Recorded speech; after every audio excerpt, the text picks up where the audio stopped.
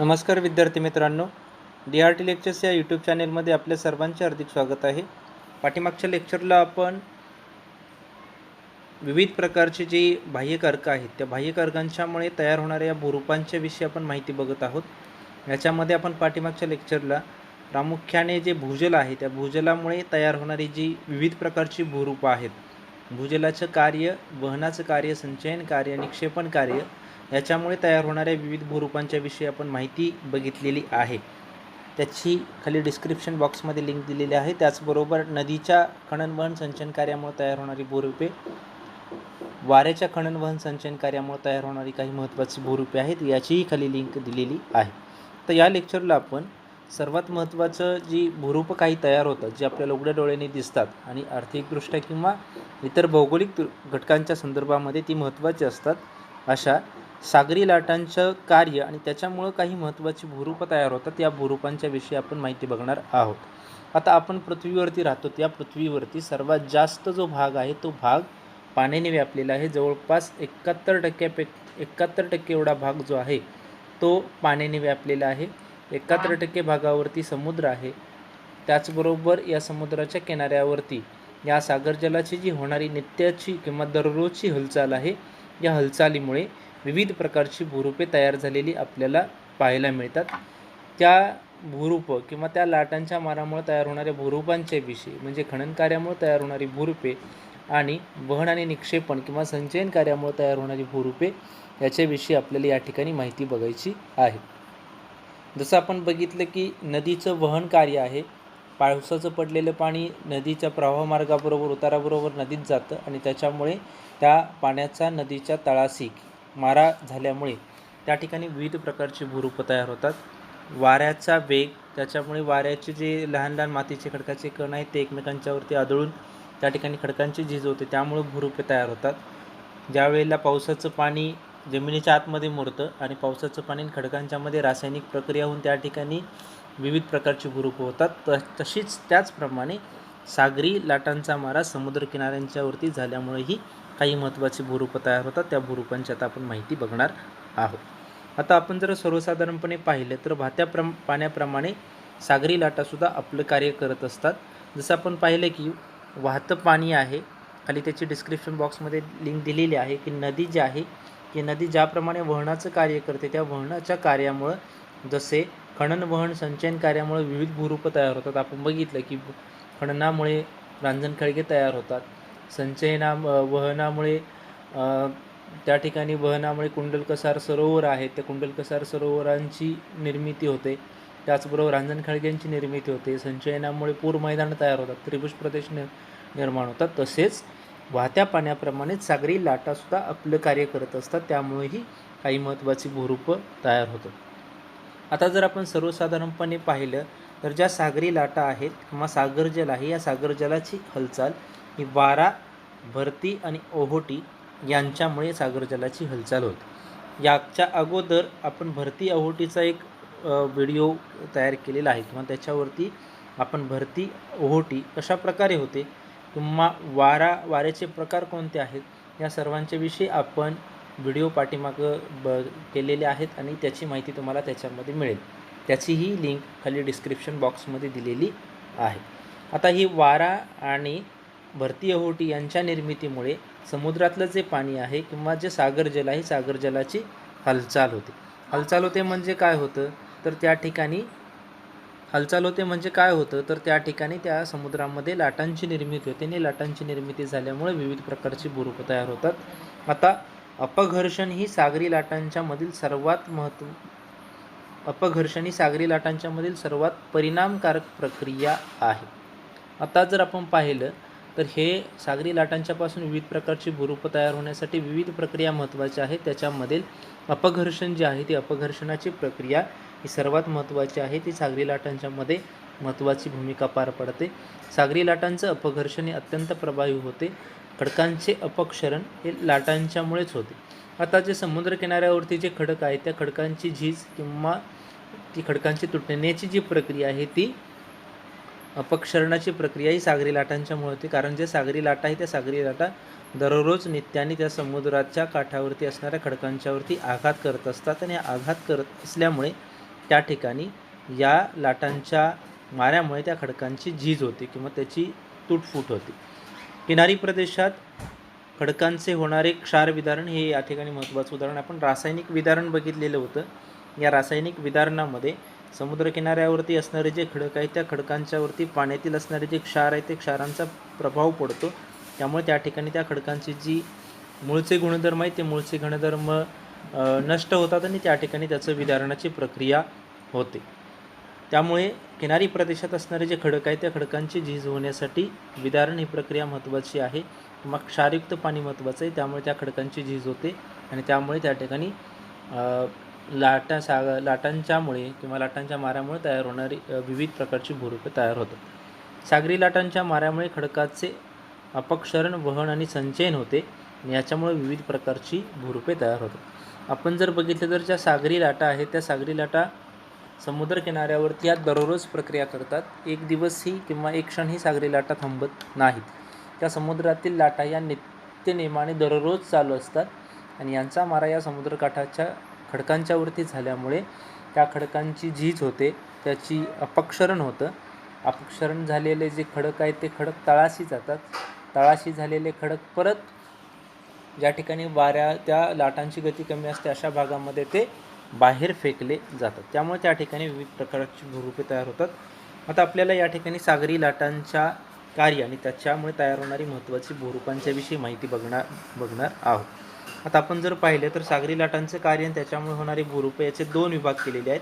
एक खनन कार्यामुळे तयार होणारी भूरूपे आणि दुसरं आहे वहन आणि संचयन कार्यामुळे तयार होणारी भूरूपे. आता खनन कार्यामुळे प्रामुख्याने आपण पाहिलं तर सागरी कडा, सागरी गुहा, सागरी कमान, सागरी स्तंभ, तरंग घर्षित मंच ही महत्त्वाची भूरूपं तयार होतात. तर वहन आणि संचयन कार्यामुळे पुळण, वाळूचा दांडा, खाजण आणि बेटे ही काही महत्त्वाची भूरूपं तयार होतात. आता या भूरूपांची आपल्याला इथं माहिती बघायची आहे. पहिली महत्त्वाची प्रक्रिया आहे ती म्हणजे जलदाब क्रिया. लाटेतील पाण्याचा दाब हा किनाऱ्यावरील खडकांच्या वरती पडल्यामुळे वेगवेगळ्या प्रकारच्या संधी निर्माण होतात आणि त्या संधी निर्माण झाल्यामुळे त्या ठिकाणचे खडक प्रसरण पावतात, त्यामुळे खडकांची झीज होते. त्याचबरोबर अपघर्षण म्हणजे काय तर लाटेतील पाण्याचा मारा सतत या खडकांच्या खालच्या पृष्ठभागावरती झाल्यामुळे खडकांचा तो पृष्ठभाग घासला जातो आणि तो घासला जाऊन सततच्या माऱ्यामुळे त्या ठिकाणी खडकांची झीज होते.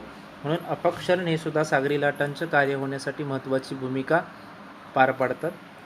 त्याचबरोबर सन्निघर्षण, खडक वाहत असताना लाटेत घर्षण होऊन एकावर एक आदळून त्या ठिकाणी खडकांची झीज होत असते. आता ज्यावेळेला हे अपघर्षण झाल्यामुळे खडकाचे पृष्ठभाग घासले जातात, या ठिकाणी खडकांचे वेगवेगळे झालेले भाग ज्यावेळेला एकमेकांच्या वरती असे घासले जातात किंवा घर्षण होतं आणि या घर्षणामुळे त्या ठिकाणी खडकांची झीज होत असते. म्हणजे या ठिकाणी लाटांचं कार्य प्रभावीपणे होण्यासाठी या तीन महत्त्वाच्या प्रक्रिया आहेत: जलदाब क्रिया, अपघर्षण आणि सन्निघर्षण. या तीन प्रक्रिया ज्या वेळेला सर्वात जास्त प्रमाणात होतात त्यावेळेला त्या ठिकाणी लाटांचं कार्य जे आहे ते प्रभावीपणे होत असतं. आता या ठिकाणी लाटांच्या खनन कार्यामुळे काही महत्त्वाची भूरूपं तयार होतात. त्या भूरूपांची आपल्याला या ठिकाणी माहिती बघायची आहे. तर याच्यातील सर्वात महत्त्वाचं जे पहिलं भूरूप आहे ते म्हणजे सागरी कडा. आता जर आपण कडा बघितला तर तुम्ही कड्याविषयी माहिती बघितली असेल किंवा ऐकलं असेल. कडा म्हणजे एखादा मोठा तीव्र असा खडकाचा तुकडा की जो त्याला उतार तीव्र असतो. आता या ठिकाणी सागरी कडा कसा तयार होतो तर तीव्र उतार असलेल्या जमिनीवर थेट आपटणाऱ्या सागरी लाटांच्यामुळे कड्याची निर्मिती होते. आता या ठिकाणी सागरी कड्याची निर्मिती होत असताना ज्या वेळेला उतार तीव्र असतो त्या उतार तीव्र असणाऱ्या भागावरती, उदाहरणार्थ जर असा उतार तीव्र असेल या ठिकाणी समुद्र असेल, या ठिकाणी असणाऱ्या समुद्राच्या लाटांचा जर सतत या भागावरती जर मारा झाला तर या ठिकाणी हा जो भाग आहे तो भाग सर्वात जास्त प्रमाणात दिसतो आणि त्या भागाचा आकार एकदम कड्यासारखा किंवा एकदम असा सरळ होतो. हा सरळ झालेल्या भागामुळे त्या ठिकाणी कड्यांची निर्मिती होते. तिथं आकृतीत दाखवल्याप्रमाणे ते दिसेल बघा, खाली खडकाच्या तुकड्यांची पडलेली दिसत आहेत. या ठिकाणी या समुद्राच्या लाटांचा सतत त्याच्यावरती मारा झाल्यामुळे या खडकांची झीज झालेली आहे. आता या ठिकाणी या लाटा सतत या ठिकाणी मारा करत असल्यामुळे ती झीज होते. ती झीज झाल्यामुळे त्या ठिकाणी सागरी कड्यांची निर्मिती होते. अशा प्रकारचे कडे आपल्या इकडे अरबी समुद्र आहे, अरबी समुद्राच्या किनारपट्टीवरती आहे. त्या ठिकाणी वेंगुर्ला हे जे ठिकाण आहे, त्या वेंगुर्ला या बंदरामध्ये डाकबंगला या ठिकाणी अशा प्रकारचा कडा असलेला आपल्याला पाहायला मिळतो, की जो सागरी लाटांच्या माऱ्यामुळे तयार झालेला आहे. त्यानंतरचं पुढचं महत्त्वाचं भूरूप बघायचं आहे ते म्हणजे सागरी गुहा. आता गुहा तुम्हाला माहीत असेल की जमिनीमध्ये आतमध्ये असणारा खोल खड्डा आपण भूजलामुळे तयार होणारी भूरूप आहे, याच्यामध्ये गुहेची माहिती बघितलेली होती. तर गुहेची माहिती, ती गुहा वेगळी, ती निर्माण होण्याची प्रक्रिया वेगळी आणि या गुहेची निर्माण होण्याची प्रक्रिया वेगळी आहे. तर सर्वसाधारण आपण पाहिलं तर या प्रकारची गुहा ही समुद्राच्या लाटांच्या माऱ्यामुळे तयार होते. तर ती कशा प्रकारे तयार होते ते आपल्याला बघायचं आहे. किनाऱ्याचा तीव्र उतार हा पाण्याखाली जाणारा असेल तर लाटा खडकाला फोडू शकतात. आता या ठिकाणी असणारा किनाऱ्याचा तीव्र उतार जो आहे, जर समुद्र किनाऱ्याचा उतार हा तीव्र असेल आणि पाण्याची पातळी जर या पद्धतीची असेल तर या ठिकाणी हा किनाऱ्याचा तीव्र उतार ह्या पाण्याखाली जाणाऱ्या खडकाला फोडू शकतात. म्हणजे या ठिकाणी या लाटांचा सतत मारा होत असल्यामुळे या ठिकाणी हा जो भाग आहे हा भाग खचला जातो किंवा त्या ठिकाणी मारा होऊन हा भाग तुटत जाऊन या ठिकाणी असा याचा भाग तयार होतो आणि याचा हा भाग त्या ठिकाणी तयार झाल्यामुळे तिथे एका गुहेसारखा भाग तयार होतो. किनारी भागात प्रथम मृदू खडकांची झीज होते आणि पोकळी निर्माण होते. त्या पोकळीलाच आपण त्या ठिकाणी सागरी गुहा असं म्हणतो. अशा प्रकारच्या ज्या सागरी गुहा आहेत, या सागरी गुहा प्रामुख्याने रत्नागिरी आणि मालवण किनारी प्रदेशामध्ये किंवा मालवण किनारी पट्टीच्या प्रदेशामध्ये असलेल्या पाहायला मिळतात. आता या ठिकाणी जशा सागरी गुहा इथं आकृतीत दाखवल्याप्रमाणे हा खडकाचा तीव्र उतार असलेला भाग आहे आणि लाटांच्या सतत माऱ्यामुळे या ठिकाणचा जो भाग आहे तो भाग आतमध्ये खचत गेलेला आपल्याला पाहायला मिळतो. इथे बघा, आता इथे दाखवल्याप्रमाणे हा भाग जास्तीत जास्त आतमध्ये खचलेला आहे. अशा प्रकारे या ठिकाणी या सागरी गुहेची निर्मिती होते. त्यानंतरचं पुढचं महत्त्वाचं भूरूप आहे ते म्हणजे सागरी कमान. आता जर आपण पाहिलं तर सागरी कमान या ठिकाणी कशी होते हे बघा. या ठिकाणी आकृतीत दाखवल्याप्रमाणे समुद्राचं पाणी खालून गेलेलं आहे. या ठिकाणी सागरी कमानीची निर्मिती होते. समुद्रकिनारी भागामध्ये कठीण व मृदू खडकांचे थर एकमेकांच्यावरती आल्यास कठीण खडकाच्या खाली मृदू खडक जास्त झिजतो, तेव्हा सागरी किनाऱ्यावर दोन भूशिरा एकमेकीस मिळतात, त्यावेळेला सागरी कमान निर्माण होते. आता या ठिकाणी ज्या वेळेला कठीण खडकांचे थर हा वरती कठीण खडकाचा थर आहे, याच्या खाली मृदू खडकाचा थर आहे, या लाटांच्या सततच्या माऱ्यामुळे कठीण खडकाच्या थरापेक्षा मृदू खडकाचा भाग जो आहे तो भाग जास्त झिजतो आणि या ठिकाणी हा भाग मोकळा निघून जातो. त्या ठिकाणी तो भाग निघून गेल्यामुळे वरचा भाग खडकाचा तसाच राहिल्यामुळे त्या ठिकाणी कमानीची निर्मिती होते. या ठिकाणी अशा प्रकारे सागरी कमान तयार होत असलेले आपल्याला पाहायला मिळते. आता त्यानंतरचं भूरूप म्हणजे सागरी स्तंभ. ज्यावेळेला दोन भूशिरा एकत्र आल्याने कमान तयार होते, त्या कमानीच्या छताचा भाग कोसळल्याने सागरी स्तंभ निर्माण होतात. आता ज्यावेळेला दोन सागरी भूशिरा म्हणजे काय, तर जमिनीचा आतमध्ये खोलवर घुसलेला भाग. हा जमिनीचा आतमध्ये खोलवर घुसलेला भाग जो खडकाचा आहे त्याच्या खालील जमीन गेल्यानंतर त्या ठिकाणी तो भाग एका स्तंभासारखा दिसतो. इथे आपण आकृतीत दाखवल्याप्रमाणे ते दिसते बघ. या ठिकाणी आकृतीत दाखवल्याप्रमाणे हा जो भाग आहे या ठिकाणी असणारा हा कड्यासारखा भाग आहे. इथं कड्यासारखा असा सागरी कमानीसारखा भाग होता आणि हा इथे जर आपण पाहिलं तर हा सागरी कमानीसारखा भाग होता आणि हा जो सागरी कमानीसारखा भाग आहे तो सागरी कमानीसारखा भाग वरचा भाग हा जो आहे तो हा पडल्यानंतर या ठिकाणी जे दोन खांब तयार होतात त्यांनाच आपण सागरी स्तंभ असं म्हणतो. त्या ठिकाणी हे सागरी स्तंभ आहेत. ते सागरी स्तंभ समुद्रात एखादा मोठा खडक ठेवावा अशा प्रकारे ते दिसत असतात. म्हणजे अशा प्रकारे या ठिकाणी सागरी स्तंभांची निर्मिती होते. त्यानंतरचं पुढचं महत्त्वाचं भूरूप आहे ते म्हणजे तरंगघर्षित मंच. तरंगघर्षित मंच म्हणजे काय, तर तरंगघर्षित मंच हे लाटांच्या अपक्षरणामुळे त्याचं घर्षण होतं आणि त्या घर्षणामुळे त्या ठिकाणी या भूरूपाची निर्मिती होते. हे भूरूप अपघर्षण क्रियेमुळे निर्माण होतं. आपण बघितलं सुरुवातीला की जे समुद्रामध्ये की या लाटांच्या माऱ्यामुळे भूरूपे तयार होण्यासाठी 3 महत्त्वाच्या प्रक्रिया होत्या. त्याच्यामध्ये लाटा, त्याचबरोबर अपघर्षण आणि सन्निघर्षण. याच्यातले अपघर्षण म्हणजे काय, तर ज्या लाटा आहेत त्या लाटा समुद्राच्या पृष्ठभागावरती सतत घासत असतात आणि त्या घर्षणामुळे किंवा घासण्यामुळे जी भूरूपं तयार होतात त्या भूरूपांच्या मधील तरंगघर्षित मंच जो आहे तो तरंगघर्षित मंच यामुळे तयार होतो. याच्यामध्ये तरंग म्हणजे काय, तर तरंग म्हणजे लाटा, घर्षित म्हणजे घर्षण आणि मंच म्हणजे पूर्ण असा सपाट पृष्ठभाग. आता हे जे तरंगघर्षित मंच आहेत ते अपक्षरण कार्यामुळे त्या ठिकाणी निर्माण होतात. अपक्षरणामुळे घर्षणामुळे त्या भूरूपांची निर्मिती होते. हे जे भूरूप आहेत हे भूरूप अपघर्षणामुळे निर्माण होतात. हे सागरी कड्याच्या पायथ्याशी तयार होतात. हे मंच आहोटीमुळे दिसतात. ज्या वेळेला भरती आणि आहोटी येते, भरती आहोटीची लिंक खाली डिस्क्रिप्शन बॉक्समध्ये आहे. ज्यावेळेला भरती आहोटीची निर्मिती होते त्यावेळेला आहोटीला पाणी समुद्रातील खाली जातं आणि समुद्रातील पाणी खाली गेल्यामुळे या ठिकाणी असणारे जे तरंगघर्षित मंच आहे ते तरंगघर्षित मंच आपल्याला दिसतात.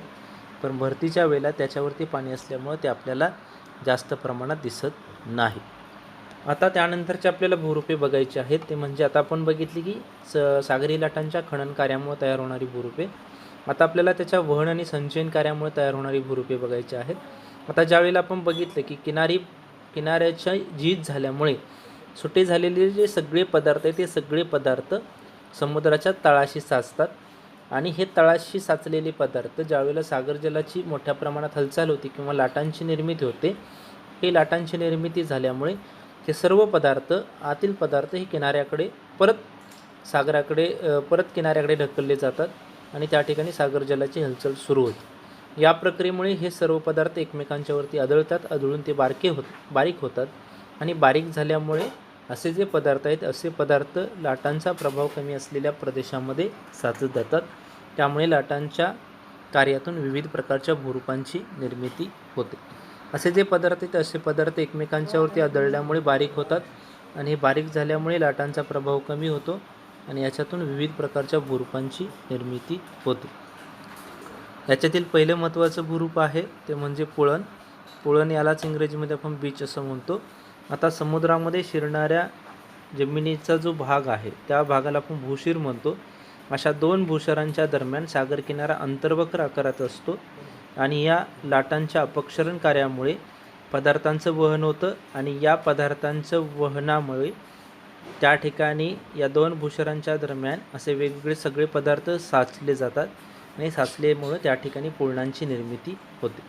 त्याचबरोबर नदी आणि अन्य कारखान्यांच्याकडून मोठ्या प्रमाणात त्या ठिकाणी औषधाचं वहन केलं जातं.